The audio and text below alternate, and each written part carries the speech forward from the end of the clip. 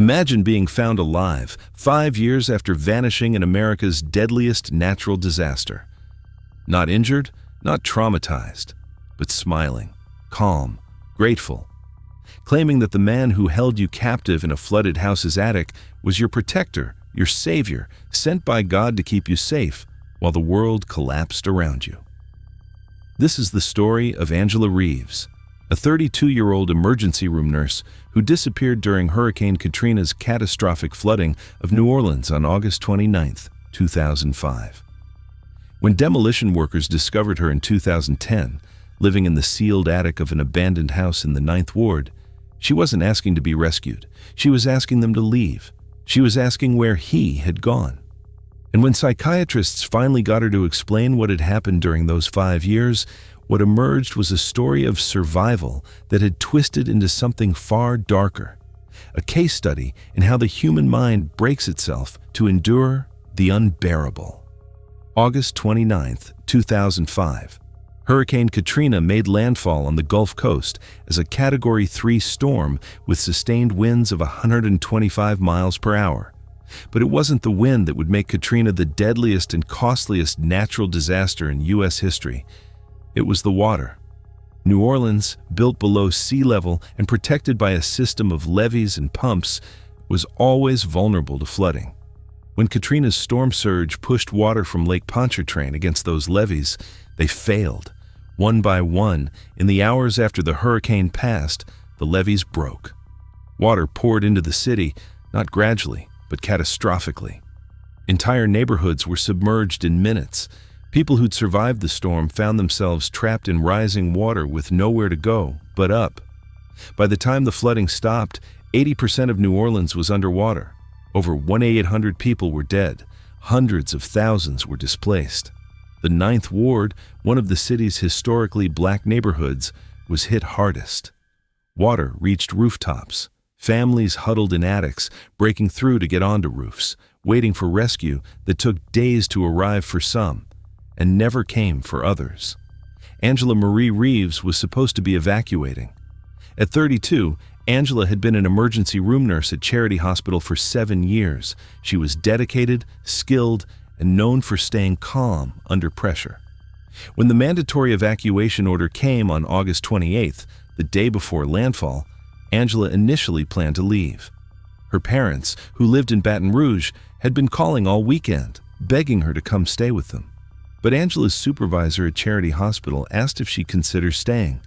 The hospital was designated as a shelter of last resort for medical staff and their families.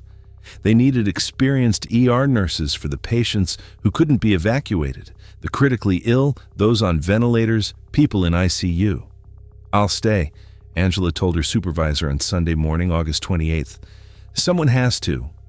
She called her parents to explain. Her mother, Patricia Reeves, was upset. "Angela, they're saying this could be the big one, Category 5. Baby, please, just come home." "Mom, I'm a nurse. This is what I signed up for. I'll be at the hospital. It's one of the safest buildings in the city. I'll call you as soon as it passes." That conversation, on Sunday evening at 6:47 p.m., was the last time Patricia heard her daughter's voice for 5 years. Charity Hospital weathered the storm itself relatively well. The building was old but solid. When Katrina made landfall Monday morning, the staff and patients sheltered in interior corridors while winds howled outside. Windows shattered, the power went out. But the generator kicked in. They had supplies, they had medical equipment. They were prepared for a few days without outside power while the city recovered. What they weren't prepared for was the flooding. By Monday afternoon, water was rising in the streets around the hospital. By evening, it was waist deep. By Tuesday morning, it was at the first floor ceiling. Charity Hospital became an island surrounded by toxic floodwater filled with sewage, chemicals, and debris. The generator, located in the basement, flooded and died. The hospital went dark. Over 300 patients were trapped inside with limited supplies, no air conditioning in the August heat, and no way to communicate with the outside world. The hospital's radio system was down. Cell towers were destroyed. They were cut off. Rescue helicopters began arriving on Tuesday, but they could only take a few patients at a time. Priority was given to the most critical. Angela, as one of the healthy staff members, was at the bottom of the evacuation list. She spent 3 days in the sweltering hospital, helping move patients up stairwells, running IV lines by flashlight, comforting the dying. By Thursday, September 1st, the situation had become desperate. Food was running out. Water was contaminated. The heat was unbearable. Several patients had died. The decision was made to fully evacuate. Everyone, patients and staff, needed to get out. Angela was assigned to accompany a group of ambulatory patients to a helicopter pickup point about 6 blocks away. The route required wading through chest-deep floodwater, but rescue crews had marked a safe path. At approximately 2:30 p.m. on Thursday, September 1st, Angela Reeves and 4 patients left Charity Hospital. A security guard, Marcus Wilson, accompanied them. The plan was to reach an elevated freeway overpass where helicopters were landing. They made it 2 blocks before everything went wrong. According to Marcus Wilson's later testimony, they were moving slowly through the water when they heard shouting behind them. A man, Marcus couldn't see him clearly through the rain and spray, was yelling that he needed help, that people were trapped in a house. Angela stopped. "Someone needs help," she said. "Ma'am, we need to keep moving," Marcus said. "We got orders to get to the pickup point." But Angela was already turning around, moving back through the water toward the voice. One of the patients, an elderly man named Robert Jenkins, said he saw her swimming toward a partially submerged house about 30 yards off the marked route. Marcus tried to follow her, but he had 4 patients to manage, and he couldn't abandon them. He shouted for Angela to come back. She waved, but kept going. That was the last anyone saw of Angela Reeves for 5 years. In the chaos of Katrina's aftermath, people vanished constantly. Some were swept away by water, others died of heat stroke in attics while waiting for rescue that came too late. Bodies floated in the streets for weeks. The final death toll took months to calculate, and many victims were never identified. When Angela didn't arrive at the helicopter pickup point on September 1st, Marcus Wilson reported it to his supervisors as soon as he reached safety. But with thousands of people unaccounted for and communication systems destroyed, an immediate search was impossible. Patricia and James Reeves, Angela's parents, drove to New Orleans on September 5th once the military had reopened some roads. They went to every shelter, every aid station, every makeshift hospital. They showed Angela's photo to everyone, rescue workers, volunteers, other survivors. No one had seen her. The official missing person report was filed on September 10, 2005. Angela was one of 7 effective people from New Orleans listed as missing in the weeks after Katrina. Her name went on the walls at the Missing Persons Center. Her photo appeared on TV news broadcasts asking for information. The first theory was the simplest and most heartbreaking. Angela had drowned trying to help someone. Perhaps she'd reached the house where the man was shouting, attempted a rescue, and been swept away by an underwater current. Perhaps debris had trapped her. Perhaps she'd simply become exhausted and gone under. Search teams, once they could access the area, looked for her body. Divers checked submerged vehicles and buildings. As the water slowly receded over the next 2 weeks, volunteers walked through the 9th Ward looking for victims. They found many bodies. None of them were Angela. The second theory involved evacuation confusion. Perhaps Angela had made it to a different helicopter or boat. Perhaps she'd been taken to a shelter in another state. Hundreds of thousands of evacuees were scattered from Texas to Tennessee. Perhaps she'd suffered a head injury and had amnesia, couldn't remember who she was. Patricia and James drove to shelters in Baton Rouge, Houston, Atlanta, Memphis. They showed Angela's photo at each one.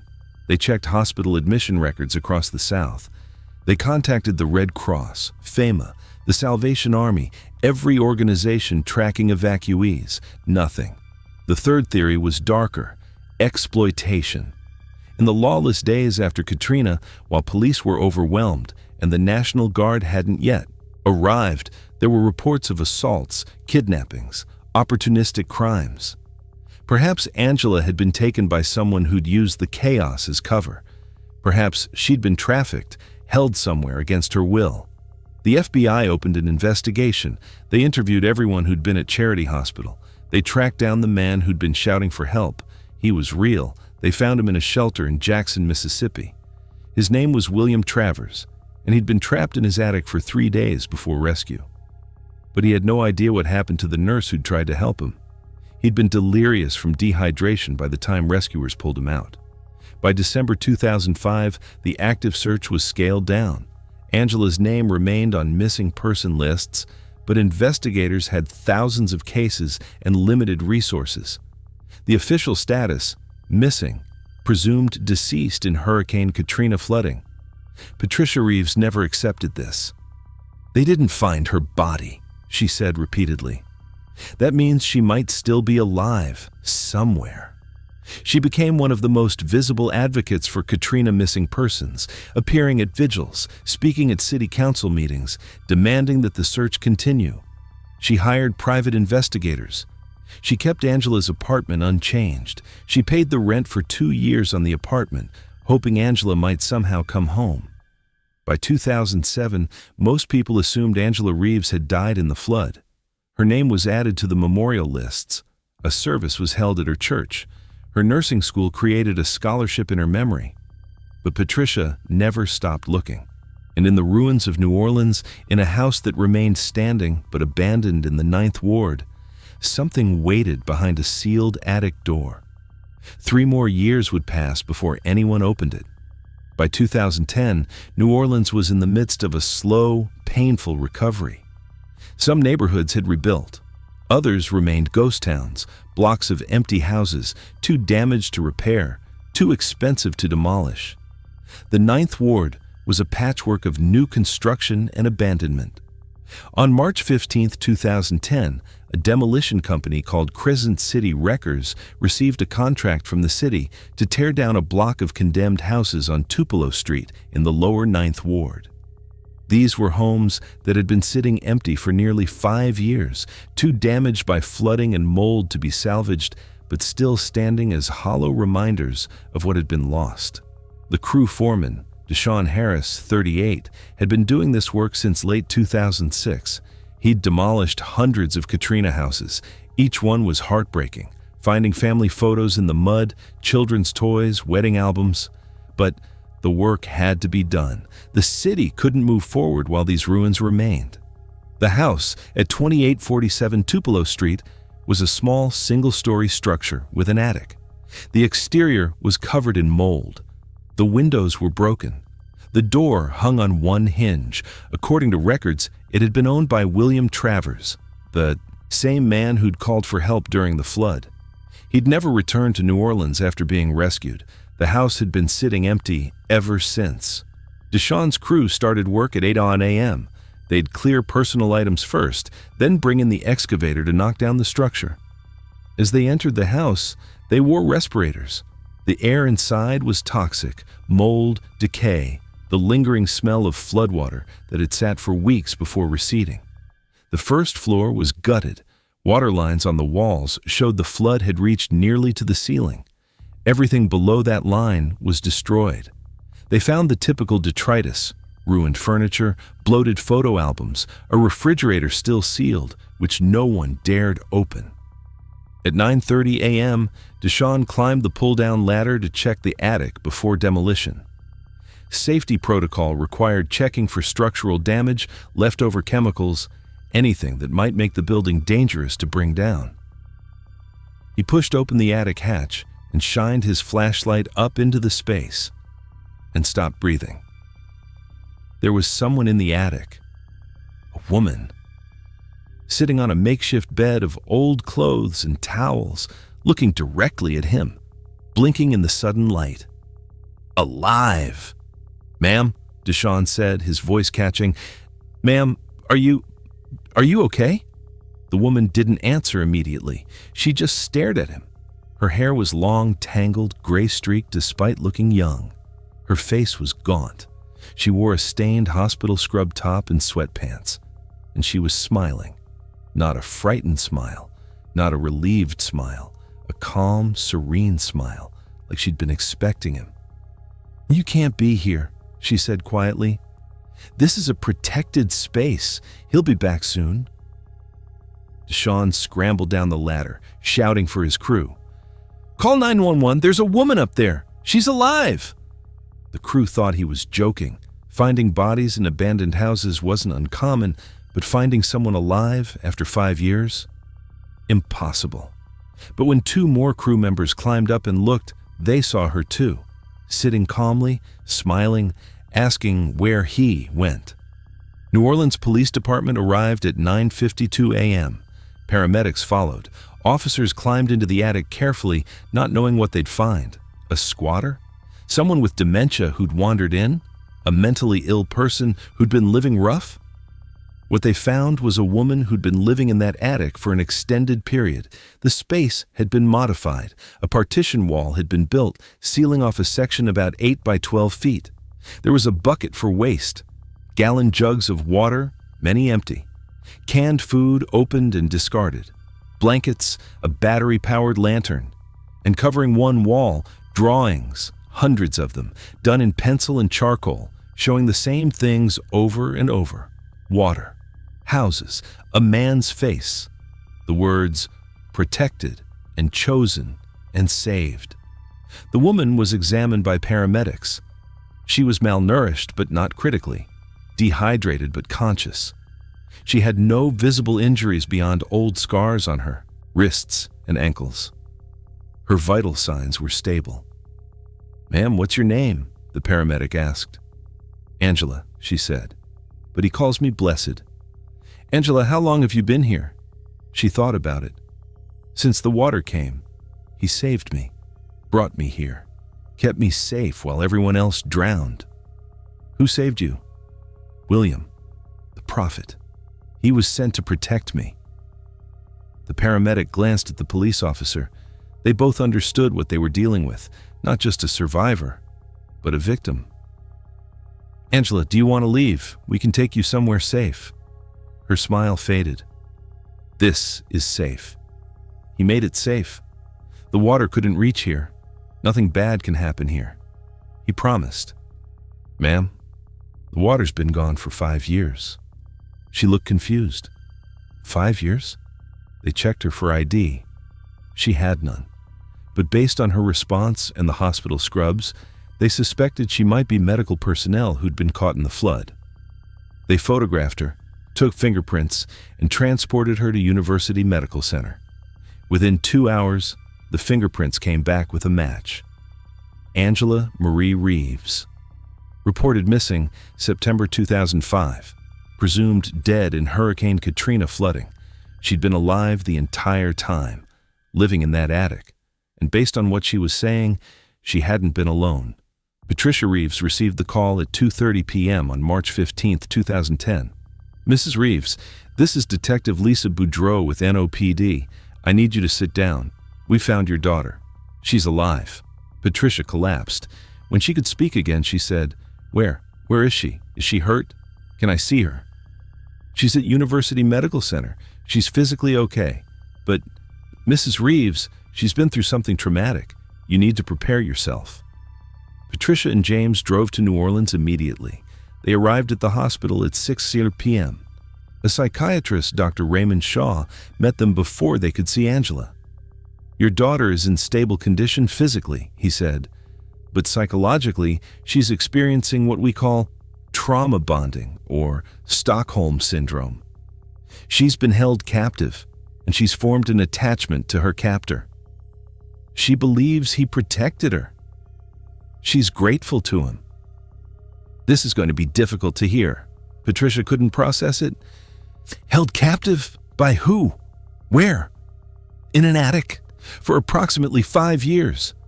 And based on what she's told us so far, the person who held her is William Travers, the homeowner, the man who called for help during the flood. The story that emerged over the next several days, pieced together from Angela's fragmented testimony, crime scene evidence, and investigative work, was horrifying. On September 1st, 2005, when Angela heard William Travers calling for help, she'd swum to his house. Travers had indeed been trapped in his attic when the levees broke. But he'd also been prepared. Before the storm, he'd stocked his attic with supplies, food, water, a handgun, tools. He was a former construction worker, 52, years old, divorced, paranoid about government, and suspicious of evacuation orders. When Angela climbed into his attic to help him, Travers made a decision. He'd been alone for 3 days. The city was flooded. No one was coming to help. He had supplies to last weeks. And now he had a nurse, someone with medical knowledge, someone young and strong who could help him survive. He'd pulled a gun on her, told her to be quiet, bound her hands with zip ties, told her that if she screamed, he'd shoot her and throw her body into the floodwater where no one would ever find her. For the first 3 days, Angela was simply a hostage.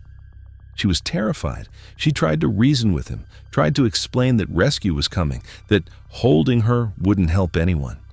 But Travers had a different vision. "God sent you," he told her. "The water came to cleanse the city.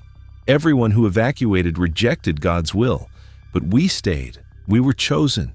You're here to help me survive what's coming." He'd read scripture to her constantly.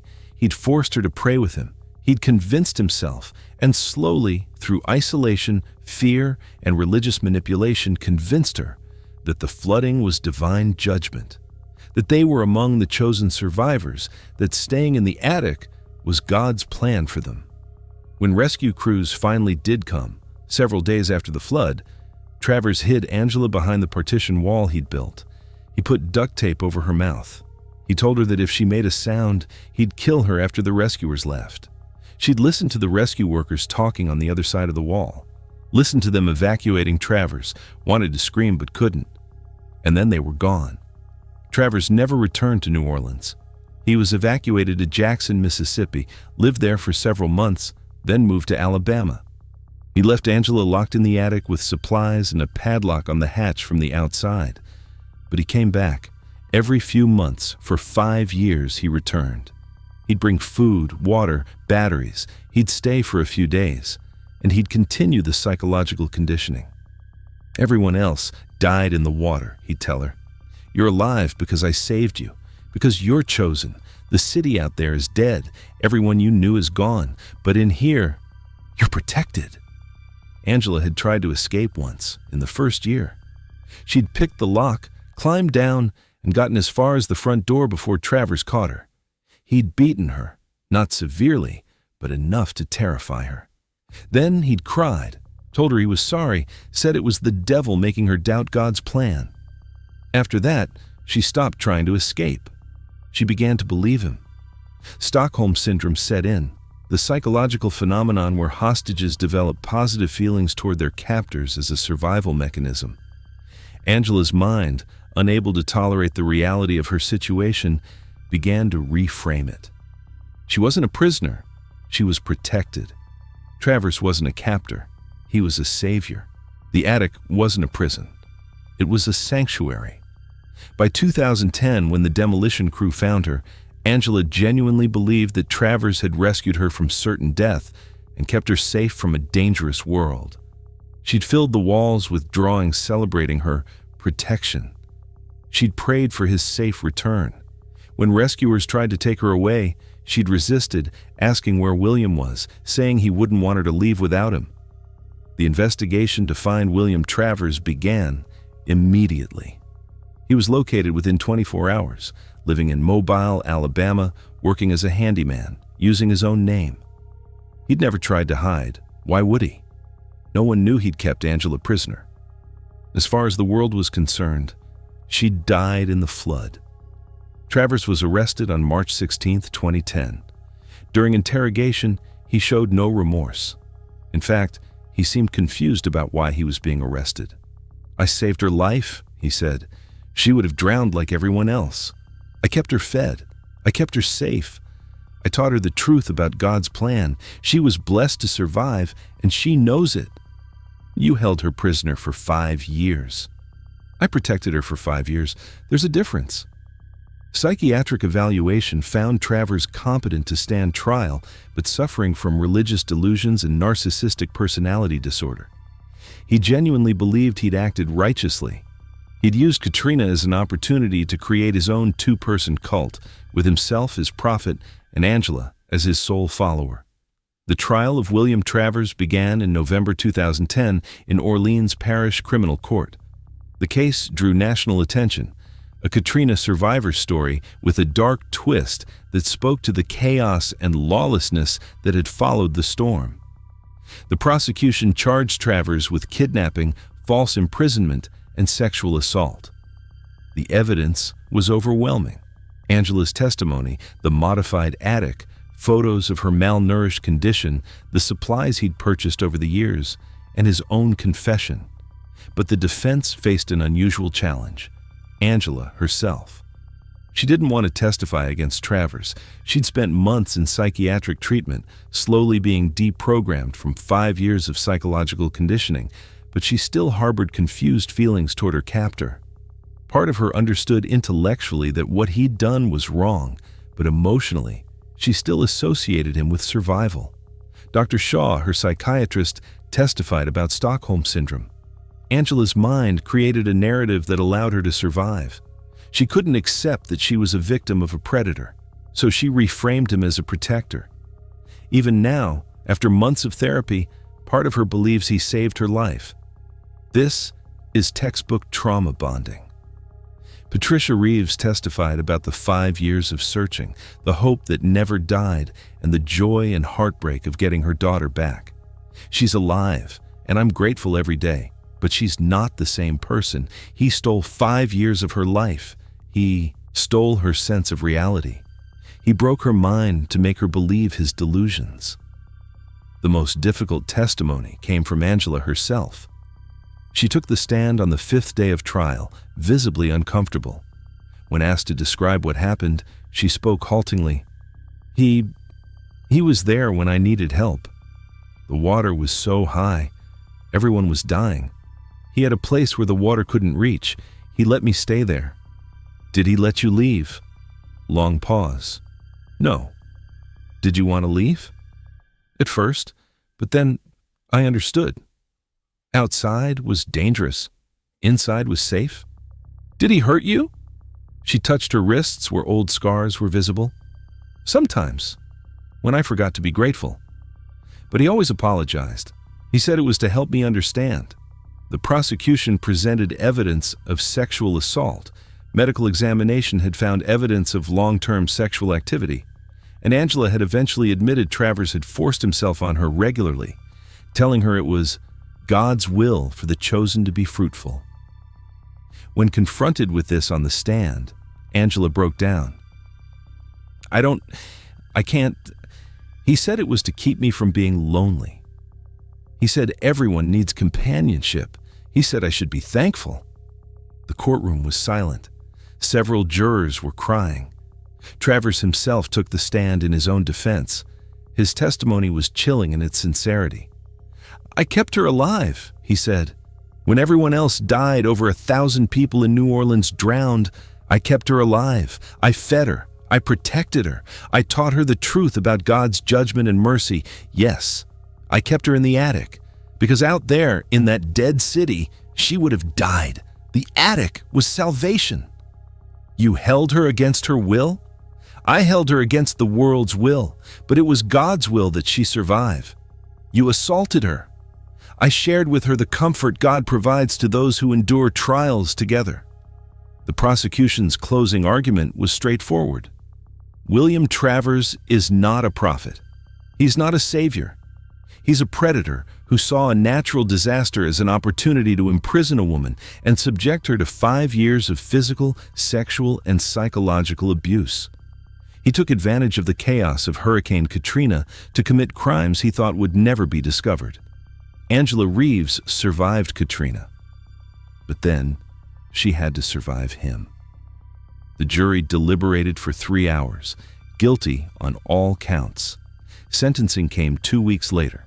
Judge Marcus Clay handed down life imprisonment without possibility of parole. Mr. Travers, the judge said, you have shown no remorse and no understanding of the magnitude of your crimes.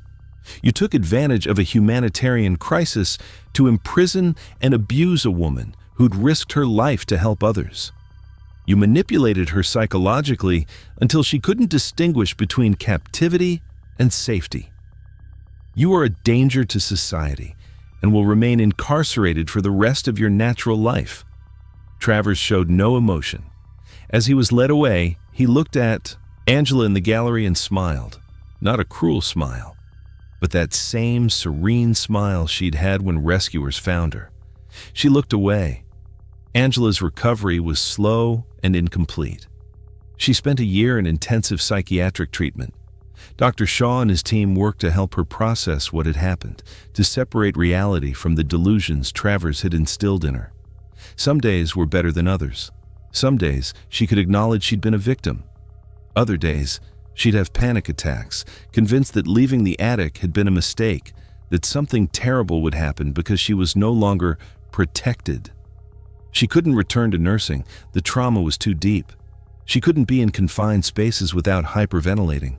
She couldn't hear rain without experiencing flashbacks to the flood. Her parents took care of her. She lived with them in Baton Rouge. She attended therapy 3 times a week. She took medication for PTSD and depression. She slowly, painfully, began to rebuild a sense of self, separate from the identity Travers had constructed for her. In 2012, she agreed to a single interview with a local news station. She looked different, older, thinner, with watchful eyes that never fully relaxed. "I don't know if I'll ever be completely okay," she said. "Part of me is still in that attic. Part of me always will be. I lost 5 years of my life. But worse than that, I lost my trust in my own mind. Because for a long time, I believed what he told me. I believed I was lucky. I believed I was protected. And that's the part I'm still trying to understand, how I could believe something so wrong." She never returned to New Orleans. The city held too many memories, both of who she'd been before Katrina and who she'd become after. In 2015, on the 10th anniversary of the storm, a memorial was erected at the site where Charity Hospital once stood, listing the names of medical personnel who died during Katrina or its aftermath. Angela's name was initially on that list. It was quietly removed. William Travers remains in Louisiana State Penitentiary. He's never granted interviews. According to prison records, he spends his time reading scripture and writing letters that are never mailed. Guards report he's a model prisoner, quiet, obedient, no disciplinary issues. He still believes he saved Angela's life. The house at 2847 Tupelo Street was demolished in March 2010, just days after Angela was found. Nothing marks the spot now. It's an empty lot where grass grows, another small piece of the 9th Ward still waiting to be rebuilt. But for those who know the story, who remember the news reports, the house is unforgettable. It's a reminder that Hurricane Katrina's damage wasn't just physical. The storm created opportunities for human evil to flourish in the chaos. In the confusion and desperation, predators could act with impunity, hiding their crimes behind the facade of disaster. How many others were there? How many people who vanished in Katrina weren't swept away by water, but taken by someone who saw the storm as cover? The question haunts investigators, even now. Angela's case was solved only by accident, because a demolition crew happened to check an attic before tearing down the building. If the house had been demolished without that inspection, if the crew had used an excavator to simply knock it down, Angela's body would have been buried in the rubble. The truth would have died with her. And William Travers would have continued living his quiet life in Alabama, believing himself a prophet who'd saved one of God's chosen from the flood. The final, darkest irony.